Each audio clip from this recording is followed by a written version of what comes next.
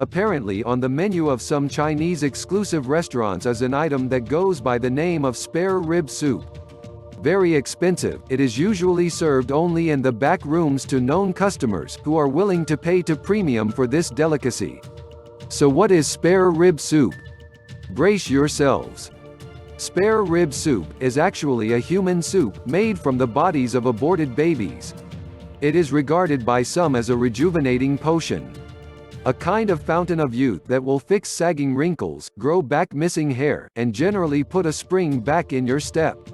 All of which is quite simply nonsense.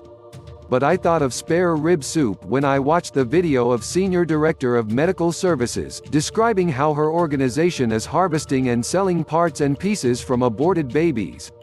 I'm sure the picture of someone calmly masticating her food as she discusses the importance of not crushing the organs so she can get it all intact will stay with you a long time. Or the thought of her sipping her Cabernet Sauvignon as she brags, "We've been very good at getting heart, lung, liver." How the abortionist can manage to keep down her lunch while casually revealing that she did an abortion just this morning is unbelievable. She is talking about taking the life of a child who is about 12 inches long, can suck his thumb, can sense light and can feel pain. The thought makes me want to vomit. Apparently it stimulates her appetite. Federal law prohibits the commercial trafficking of fetal tissue for profit and carries a penalty of up to 10 years in prison and a $500,000 fine.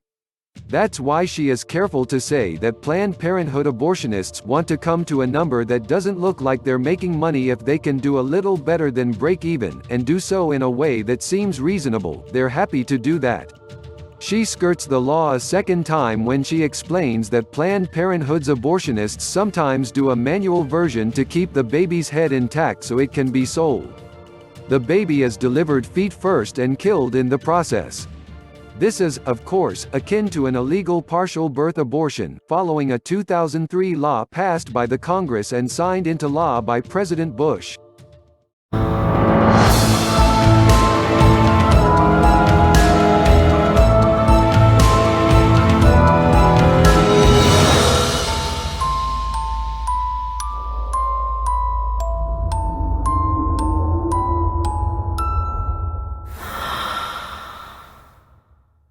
The fetal soup apparently sold in China is nauseating to any normal human being. The only people responsible for this human cannibalism are the paying customers themselves.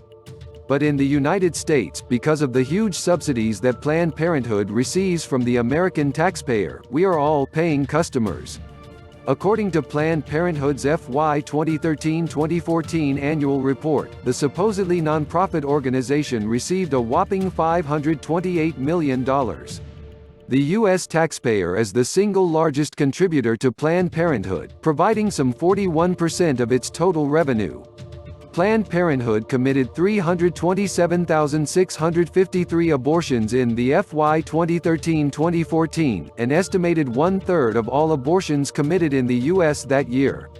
To put this number into perspective, Planned Parenthood abortionists are stopping a beating heart 37 times every hour, night and day, week after week, month after month. One-child policy, baby trafficking, and sex trafficking of North Korean women aren't the worst human rights violation happening in the country. Aborting innocent and healthy unborn children and eating them to boost one's stamina and sexual health is. South Korean customs officials recently seized thousands of pills filled with powdered human baby flesh arriving apparently from China. Since August 2011, South Korean officials have intercepted more than 17,000 pills smuggled apparently from China. South Korean officials became aware of a horrific practice of eating aborted fetuses after Seoul Broadcasting System showed a documentary on doctors who performed abortions and then ate the fetuses. One doctor on the documentary took out fetuses from his refrigerator. The tiny corpses are then bought, stored in household refrigerators in homes of those involved in the trade before they are removed and taken to clinics where they are placed in medical drying microwaves. Don't forget to subscribe to my channel to see my latest uploads, and like and share it with your friends.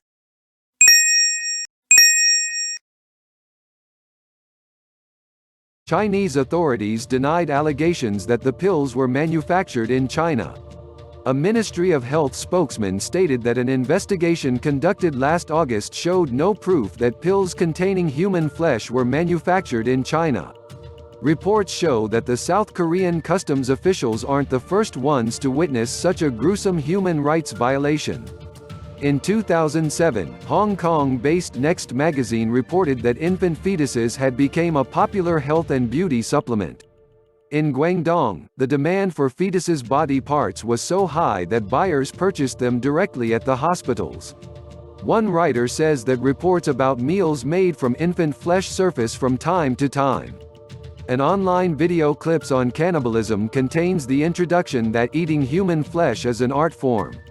In 1995, one human rights advocate recorded allegation of doctors eating dead fetus after performing abortions at Shenzhen hospitals. To confirm the allegation, an undercover reporter from Eastern Express visited a state-owned health center for women and children and asked a female doctor for a fetus. The doctor said that the hospital was out of stock but reminded the reporter to come back. When the reporter went back to the hospital, the doctor offered 10 fetuses for free. In another state-run hospital in Shenzhen, a nurse said that fetuses were in short supply and the price could go up from $10 to $20. In another clinic, one doctor offered the reporter a full-term fetus and recommended that it had the best healing ingredients. The disturbing human rights abuse comes from a distorted view of unborn children in culture. Traditionally, ancient people in some parts of Asia considered ingestion of firstborns, aborted fetuses and placentas as part of a mother's flesh. An unborn child has no personhood of his or her own. Hence, mothers believed that they were theirs to reabsorb to create a new, healthier baby. This type of belief is common in societies practicing cannibalistic infanticide. Folk tradition says that placenta consumption helps increase the supply of sperm, and in traditional medicine it is believed to support blood supply.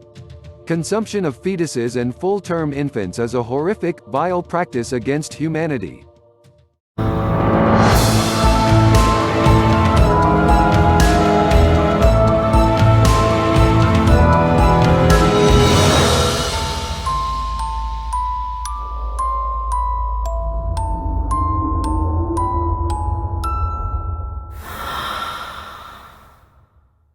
Thanks for watching, hope you enjoyed it.